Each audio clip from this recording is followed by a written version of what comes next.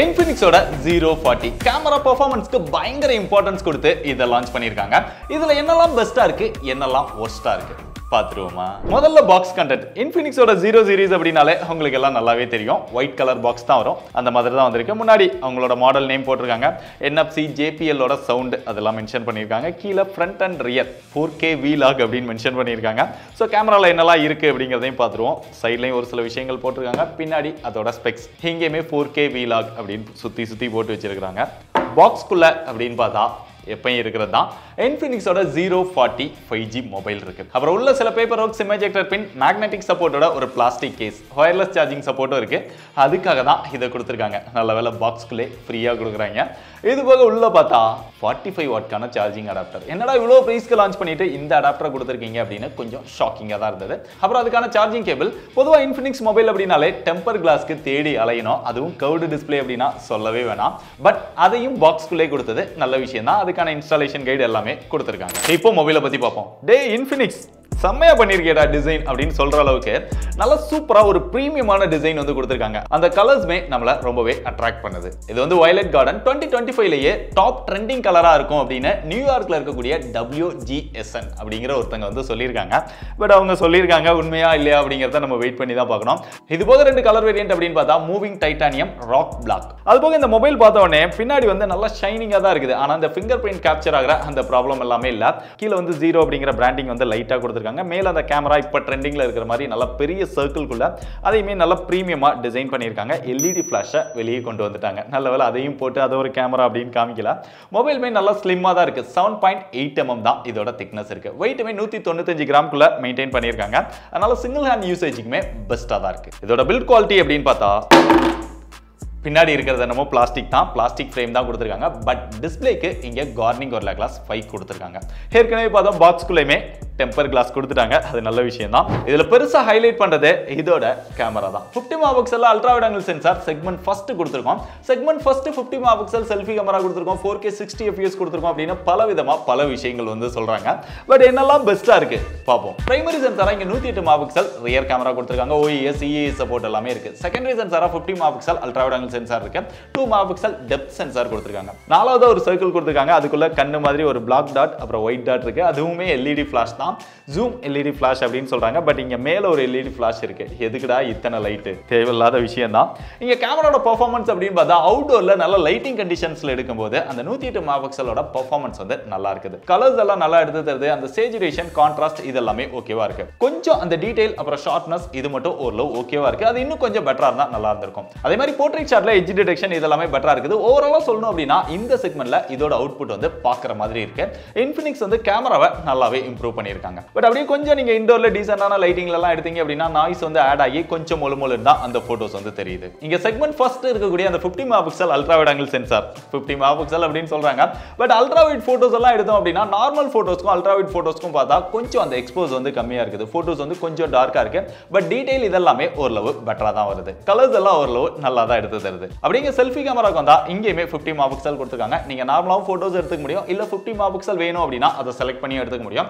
So நார்மலா எடுக்கிறதோட 50 megapixel எடுக்கும்போது கொஞ்சம் டீடைல்டா நம்மளால போட்டோஸ் வந்து எடுத்துக்க முடியுது. ஸ்கின் டோன் எல்லாமே நல்லா எடுத்து தருது. கலர்ஸ் இதெல்லாமே நல்லா இருக்கு. போர்ட்ரைட் ஷாட்ல அந்த எட்ஜ் டிடெக்ஷன் இதெல்லாமே நல்லா இருக்குது. ஆனா ரியர் கேமரா, செல்ஃபி கேமரா இது ரெண்டுலமே அப்பப்போ அந்த ஸ்கின் டோன் வந்து சேஞ்ச் ஆயிட்டே இருக்கு. சில நேரம் பெட்டரா இருக்குது, சில நேரம் கொஞ்சம் டல்லா இருக்குது. அந்த எக்ஸ்போஸ் வந்து சேமா மெயின்டைன் பண்ணல. ஒரே இடத்துல போட்டோஸ் எடுத்தா கூட இந்த பிரச்சனையை கொஞ்சம் சால்வ் பண்ணாங்க அப்படின்னா இன்னும் பெட்டரா இருக்கும். அப்படியே வீடியோ செக்மெண்ட் வந்தா ரியர் அண்ட் செல்ஃபி ரெண்டுலமே 4K 60 fps கான சப்போர்ட் கொடுத்திருக்காங்க. பொதுவா இந்த செக்மெண்ட்ல 50,000 ரூபாய் வரைக்கும் போனா கூட பெரும்பாலும் 1080 30 fps இல்ல 60 fps தான் செல்ஃபி கேமரால இருக்கும். பட் 4K 60 fps கொடுத்தது நல்ல விஷயம் தான். ரியர் கேமராவோட வீடியோ பெர்ஃபார்மன்ஸ் அப்படின்னு பார்த்தா 4K 60 fps ல நம்மளால வீடியோஸ் வந்து எடுத்துக்க முடியும். EAS ஆன் பண்ணீங்கன்னா 4K 30 fps ல எடுக்க முடியும். OIS ஆன் பண்ணீங்கன்னா 1080 60 fps ல தான் வீடியோஸ் வந்து எடுக்க முடியும். 4K ல எடுக்கும்போது நல்ல குவாலிட்டியா வீடியோஸ் வந்து எடுக்குது. EAS ல எடுக்கும்போது கொஞ்சம் அந்த ஷேக் வந்து நல்லாவே தெரியுது. உங்களுக்கு ஸ்டேபிளா வேணும் அப்படின்னா 1080 60 fps ல OIS ஆன் பண்ணி எடுத்துக்கலாம். வீடியோ அந்த கலர்ஸ் இதெல்லாம் ஓரளவு ஓகேவா இருக்கு. பார்க்குற மாதிரி தான் இருக்குது. செல்ஃபி கேமராவுக்கு வந்தோம் அப்படின்னா இங்கேயுமே 4K 60 fps ல வீடியோஸ் எடுக்கும்போது நல்ல டீடைல்டா கலர்ஃபுல்லா நம்மளால வீடியோஸ் வந்து எடுத்துக்க முடியுது. இந்த செக்மெண்ட்ல வீடியோ பெர்ஃபார்மன்ஸ் ஓகேவா தான் இருக்கு. அப்படியே கேமரா ஃபீச்சர்ஸ் அப்படின்னு பார்த்தா எப்பயும் இருக்கக்கூடிய விஷயங்கள் தான். ஆனா இங்க ரெண்டு விஷயங்கள் வந்து புதுசா கொடுத்திருக்காங்க. ஒன்னு vlog, இன்னொன்னு GoPro. இந்த vlog பார்த்தோம் அப்படின்னா அதுல நிறைய ஆப்ஷன்ஸ் வந்து கொடுத்திருக்காங்க. ஒவ்வொன்றுலயுமே ஒவ்வொரு மாதிரி வருது. அதுல நீங்க ஷார்ட் கிளிப்பா எடுத்து அதுவே எடிட் பண்ணி சூப்பரா கொடுத்துருது. எத்தனை பேர் இந்த vlog மோட்லாம் யூஸ் பண்ணுவாங்க அப்படின்னு தெரியல, பட் இந்த மாதிரி ஒரு இன்ட்ரெஸ்டிங்கான விஷயங்கள் இதுல இருக்குது. அடுத்து இதுல GoPro அப்படின்னு ஒரு ஆப்ஷன் வந்து கொடுத்திருக்காங்க.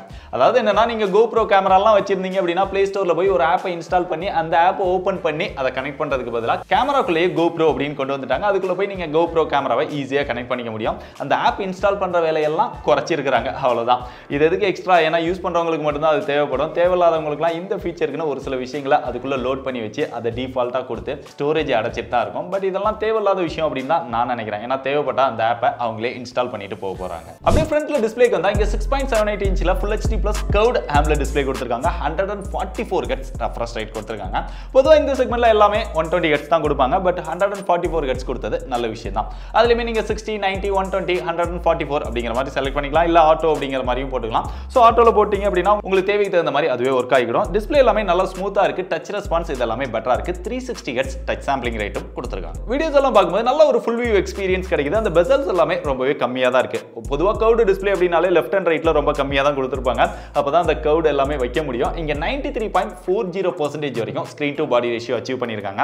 ரொம்பவே பெஸ்ட் தான். வீடியோஸ் பார்க்கும்போது அந்த கலர்ஸ் இதெல்லாமே நல்லா எடுத்து தருது. டீடைல், ஷார்ப்னஸ் இதெல்லாமே ஓகேவா தான் இருக்கு. டிஸ்ப்ளேக்கு HDR சப்போர்ட் இருக்கறனால நல்ல ரிச்சா கண்டென்ட் வந்து பாத்துக்க முடியுது. பட் டால்பி விஷன் சப்போர்ட்டும் கொடுத்திருந்தா நல்லா இருந்திருக்கும். YouTubeல HDR சப்போர்ட் பண்ணுது. இதுபோ வைட் அண்ட் எல்லோன் support, 100% DCI B3 colour gamut சப்போர்ட்டும் இருக்குது. பிரைட்னஸ் அப்படின்னு பார்த்தா இன்னும் கொஞ்சம் பெட்டரா கொடுத்திருந்திருக்கலாமோ அப்படின்னு தோணுது. பட் இதுவே ஓகே தான். இன்டோர்ல எல்லாமே நல்லா பிரைட்டா இருக்கு. அவுட்டோர்ல டைரக்ட் சன்லைட்ல வச்சீங்கனாலுமே ஓரளவு மேனேஜ் பண்ணலாம். பார்க்கிறதுக்கு நல்லா தான் இருக்கு.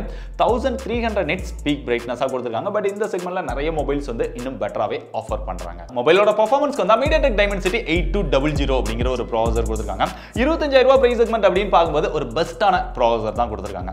இதோட ஆண்ட்ராய்டு ஸ்கோர் அப்படின்னு பார்த்தாலுமே கிட்டத்தட்ட 9 லட்சத்துக்கு மேல வருது. அதுபோல த்ரோட்டில் டெஸ்ட்டுமே நம்ம எல்லாம் போட்டு பார்த்தோம். அதுலயுமே 82% வரைக்கும் இதோட பெர்ஃபார்மன்ஸை யூஸ் பண்ணுது. பட் கேம் பிளே பண்ணும்போது COD, BGMI இதெல்லாமே நம்ம ஹெவியா பிளே பண்ணாலுமே அந்த ஹீட்டிங் இஷ்யூ அப்படிங்கிறது இருக்க தான் செய்யுது.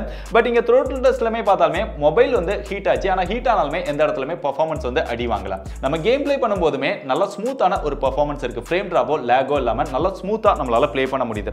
அந்த ஹீட்டிங் இஷ்யூவை கொஞ்சம் ஆப்டிமைஸ் பண்ணி அதாவது ரெடியூஸ் பண்ணாங்க அப்படின்னா நல்லா இருக்கும். ரியர்ல மட்டும் இல்ல, இது ஃபுல்லாவே ஹீட் ஆகுது. அதுபோக நம்ம கேமராவை யூஸ் பண்ணும்போதும் சரி, கொஞ்ச நேரம் அவுட்டோர்ல என்ன வெயில் அடிக்குது, அந்த வெயில்ல வச்சு நம்ம யூஸ் பண்ணோம் அப்படின்னா டக்குன்னு இத்தனைக்கும் கேஸ் போடாம தான் நம்ம யூஸ் பண்றோம். பட் மொபைல்ல வந்து அந்த ஹீட்டை வந்து நல்லாவே ஃபீல் பண்ண முடியுது. ஸோ இதை ஏதாவது ஆப்டிமைஸ் பண்ணி ஃபிக்ஸ் பண்ணாங்க அப்படின்னா நல்லா இருக்கும். மற்றபடி LPDDR 5X டைப் RAM வந்து யூஸ் பண்ணிருக்காங்க. UFS 3.1 ஸ்டோரேஜ் சப்போர்ட் வந்து கொடுத்திருக்காங்க. இதெல்லாமே பெஸ்டா தான் கொடுத்திருக்காங்க. ஸோ பெர்ஃபார்மன்ஸ் வைஸும் இந்த மொபைல் பெஸ்டா தான் இருக்கு, அந்த ஹீட்டிங் இஷ்யூவை தவிர்த்து. மொபைலோட சாஃப்ட்வேருக்கு தான் இங்க out of the box Android 14 கொடுத்திருக்காங்க. XOS 14.5 கொடுத்திருக்காங்க. அவங்களோட பட்ஜெட் செக்மெண்ட் மொபைலோட எப்பவுமே பிரீமியம் மொபைல்ஸ்க்கு வந்து கொஞ்சம் பெட்டரா ஆப்டிமைஸ் பண்ணி கொடுப்பாங்க. இதுல ஒரு சில ப்ளூடூத் வந்து குறைச்சிருக்காங்க. இருக்குது பட் மினிமமா இருக்குது. மற்றபடி இந்த ஆட்ஸோ புஷ் நோட்டிஃபிகேஷனோ இதெல்லாம் பெரிய அளவுல பார்க்கல. மேபி ஃபியூச்சர்ல வருதா அப்படின்னு தெரியல, வெயிட் பண்ணி தான் பார்க்கணும். மற்றபடி இந்த டைம் OS அப்டேட்டுமே பெட்டரா சொல்லியிருக்காங்க. 2 OS அப்டேட், 3 வருஷத்துக்கான செக்யூரிட்டி பேட்ச் அப்டேட் கொடுக்குறாங்க. இன்ஃபினிக்ஸை பொறுத்தவரை இதுதான் பெட்டர். இன்னும் கொஞ்சம் பெட்டரா 3 OS அப்டேட் கொடுத்திருந்தாங்க அப்படின்னா நல்லா இருந்திருக்கும். சாஃப்ட்வேர்ல மற்ற விஷயங்கள் அப்படின்னு பார்த்தா எல்லாருமே சொல்லக்கூடிய அந்த AI ஃபீச்சர்ஸ், இவங்களுமே AI ஃபீச்சர்ஸ் அப்படின்னு கொடுத்திருக்காங்க. இதுல ஒரு சில விஷயங்களை நம்ம ஹைலைட்டா சொல்லணும் அப்படின்னா AI vlog, அதாவது நீங்க சின்ன சின்ன ஷார்ட் கிளிப் எடுத்தீங்க அப்படின்னா அதெல்லாம் மெர்ஜ் பண்ணி அதுவே ஒரு எடிட் பண்ணி கொடுக்குது. அது ஓரளவு பார்க்குற மாதிரி இருக்கு. இது போக AI எரேசர், நீங்க தேவையில்லாத விஷயங்கள்லாம் அங்கங்க எரேஸ் பண்ணிக்க முடியும். அது சின்ன சின்ன விஷயங்களை எரேஸ் பண்ணீங்க அப்படின்னா பெர்ஃபெக்ட்டா ஒர்க் பண்ணுது. கொஞ்சம் பெருசா நீங்க எரேஸ் பண்ணீங்க அப்படின்னா அங்கங்க கருப்பு கருப்பா நம்ம அப்படியே தேய்ச்சி வச்ச மாதிரி தான் தெரியுது. அந்த அளவுக்கு பெட்டராலாம் ஒர்க் பண்ணல. அதுலயுமே இதுக்கு முன்னாடி இருந்த மொபைல் எல்லாம் லிமிடேஷன்ஸ் வச்சிருந்தாங்க. இதுல எதுவும் அந்த மாதிரி இருக்கா அப்படிங்கிறத வெயிட் பண்ணி தான் பார்க்கணும். மற்றபடி இந்த smart cut out, AI wallpaper generator, அப்புறம் ஸ்மார்ட் சர்ச் அப்படின்னு ஒன்று கொண்டு வந்திருக்காங்க. அதுல ஏதாவது நம்ம சர்ச் பண்ணி பார்த்துக்க முடியும். இல்ல ஏதாவது கேட்கணும் அப்படின்னா ஆஸ்க் AI அப்படின்னு சொல்லியிருக்காங்க. ஒரே விஷயத்தை தான் பல நேம்ல வந்து இதெல்லாம் AI ஃபீச்சர்ஸ் அப்படின்னு ஆட் பண்ணியிருக்கோம் பிரீமியம் மொபைல்ஸ்க்காக அப்படிங்கிற மாதிரி மார்க்கெட்டிங் பண்றாங்க. அவ்வளவுதான். இந்த மாதிரி நம்ம சொல்லக்கூடிய AI ஃபீச்சர்ஸ் எல்லாம் நீங்க வச்சிருக்கிற ஏதாவது மொபைல்ல யூஸ் பண்றீங்களா இல்லையா அப்படிங்கறதையும் கமெண்ட்ல சொல்லுங்க. எத்தனை பேர் AI ஃபீச்சர்ஸ்லாம் யூஸ் பண்றாங்க, இல்ல AI ஃபீச்சர்ஸ் இருக்கா அப்படிங்கறத பார்த்து வாங்குறீங்க அப்படிங்கறத நானும் தெரிஞ்சுக்கிறேன். ஏன்னா மொபைல் பிராண்டிங் AIன்னு கத்துறாங்களே, அதுல ஏதாவது யூஸ் இருக்கா அப்படிங்கறத தெரிஞ்சுக்குவோம் தான். மற்றபடி dual stereo ஸ்பீக்கர் இருக்கு. DTS ஓட ஹைரஸ் சப்போர்ட் கொடுத்திருக்காங்க. சவுண்ட் எக்ஸ்பீரியன்ஸ் இதெல்லாமே நல்லா தான் இருக்குது. பட் லவுட் வந்து இன்னும் கொஞ்சம் பெட்டரா இருந்தா நல்லா இருக்கும் அப்படிங்கிற ஒரு ஃபீல் இருக்கு. ரெண்டு பக்கமே ஓரளவு ஈக்குவலான சவுண்ட் கேக்குது. அது போக மேல செகண்டரி நாய்ஸ் கேன்சலேஷன் மைக்கும் இருக்குது. கால் குவாலிட்டி இதெல்லாம் ஓரளவு ஓகேவா இருக்குது. IR பிளாஸ்டரும் ஆட் பண்ணிருக்காங்க. இப்போ ஒரு சில மொபைல் பிராண்ட்ஸ் எல்லாமே ஆட் பண்றாங்க. இன்ஃபினிக்ஸும் கொடுத்தது நல்ல விஷயம் தான். சிம் பாட்டம்ல இருக்குது. அதை ஓபன் பண்ணா 2 சிம் மட்டும் தான் போட முடியும். SD கார்டுக்கான சப்போர்ட் கிடையாது. பொதுவா இன்ஃபினிக்ஸ் மொபைல் அப்படினாலே டெடிகேட்டட் SD கார்டு ஸ்லாட் கொடுத்துருவாங்க. பட் இந்த மொபைல்ல இல்ல. அது போக 3.5mm ஜாக்கும் இல்ல. Fingerprint sensor under display fingerprint சென்சாராவே கொடுத்துட்டாங்க. ரொம்ப பாட்டம்ல கொடுத்திருக்காங்க. அது அது நல்லா ஃபாஸ்டா அக்யூரேட்டா இருக்குது, ஃபேஸ் அன்லாக்கும் இருக்குது. இது போக மத்த பிராண்ட்ஸ் எல்லாம் கவர் பண்ணாத NFC-யும் இதுல கொடுத்திருக்காங்க. Wi-Fi 6E கொடுத்திருக்காங்க. பேட்டரி 5000 mAh இருக்குது. பட் இவங்க லான்ச் பண்ண இந்த பிரைஸ்க்கு ஃபாஸ்ட் சார்ஜிங் சப்போர்ட் அப்படினு பார்த்தா 45 வாட் தான் இருக்குது. இது இன்னும் கொஞ்சம் பெட்டரா ஒரு 67 80 வாட் இந்த மாதிரி கொடுத்திருந்திருக்கலாம். Infinix இதுக்கு முன்னாடி இன்னும் பெட்டராலாம் கொடுத்திருந்தாங்க. சோ அத கம்பேர் பண்ணும்போது 45 வாட் அப்படிங்கிறது ரொம்ப ரொம்ப கம்மியா தான் நான் ஃபீல் பண்றேன். ஆனா இன்னொரு பிளஸ் என்ன, இதுல வயர்லெஸ் சார்ஜிங் சப்போர்ட்டும் கொடுத்திருக்காங்க. 20 வாட்கான வயர்லெஸ் சார்ஜிங் சப்போர்ட் இருக்குது. ஆல்ரெடி பார்த்தோம், அதுக்கான கேஸும் கொடுத்திருந்தாங்க. சோ இந்த வீடியோ பார்க்குற உங்களுக்கு வயர்லெஸ் சார்ஜிங்கை விட இன்னும் பெட்டரான ஃபாஸ்ட் சார்ஜிங் சப்போர்ட் கொடுத்திருக்கலாம் அப்படின்னு ஃபீல் பண்றீங்களா, இல்ல அதை விட எனக்கு வயர்லெஸ் சார்ஜிங் இருக்கிறது தான் பெஸ்ட் நீங்க நினைக்கிறீங்களா? சோ நீங்க என்ன நினைக்கிறீங்க அப்படிங்கறத கமெண்ட் பண்ணுங்க. மத்தபடி பேட்டரியோட பெர்ஃபார்மன்ஸ் எல்லாம் ஷார்ட் டர்மா செக் பண்ண வரைக்கும் நல்லா தான் இருக்கு. இப்போ கடைசியா இதோட பிரைஸ். இதுல வந்து ரெண்டு வேரியன்ட் வந்து லான்ச் பண்ணிருக்காங்க. 12+256, 12+512. இதோட பிரைஸ் அப்படின்னு பார்த்தா 256GB வேரியன்ட் வந்து 28000 ரூபாய் பிரைஸ் செக்மென்ட்க்கும், 512GB வந்து 31000 ரூபாய் பிரைஸ் செக்மென்ட்க்கும் லான்ச் பண்ணிருக்காங்க. இது போக இனிஷியல் செல்லிங் ஆஃபரா 25000 ரூபாயில இருந்து இதோட பிரைஸ் ஸ்டார்ட் ஆகுது. சோ கார்டு ஆஃபர் இதெல்லாம் யூஸ் பண்ணி 25000 ரூபாய்க்கு வாங்குறீங்க அப்படினா 25000 ரூபாய்க்கு இது வர்த்தா அப்படின்னு கேட்டீங்கன்னா, சோ இந்த செக்மென்ட்க்கு ஏதா ஒரு நல்ல டிஸ்ப்ளே கொடுத்திருக்காங்க, தேவையான பெர்ஃபார்மன்ஸ் கொடுத்திருக்காங்க, கேமராவோட பெர்ஃபார்மன்ஸும் ஓரளவு ஓகேவா தான் இருக்கு. சாஃப்ட்வேர் அந்த அளவுக்கு பெட்டரா இல்ல, இருந்தாலும் ஓகே அப்படின்னு சொல்லலாம்.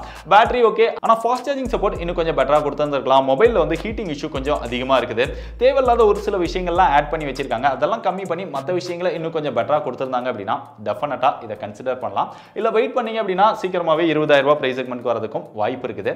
சோ 20000 ரூபாயில வாங்க போறீங்களா, 25000 ரூபாயில வாங்க போறீங்களா, இல்ல இதை விட பெட்டரா இருக்கிற மற்ற மொபைல்ஸ் வாங்க போறீங்களா? உங்களோட தாட் என்னன்னு கமெண்ட்ல போடுங்க.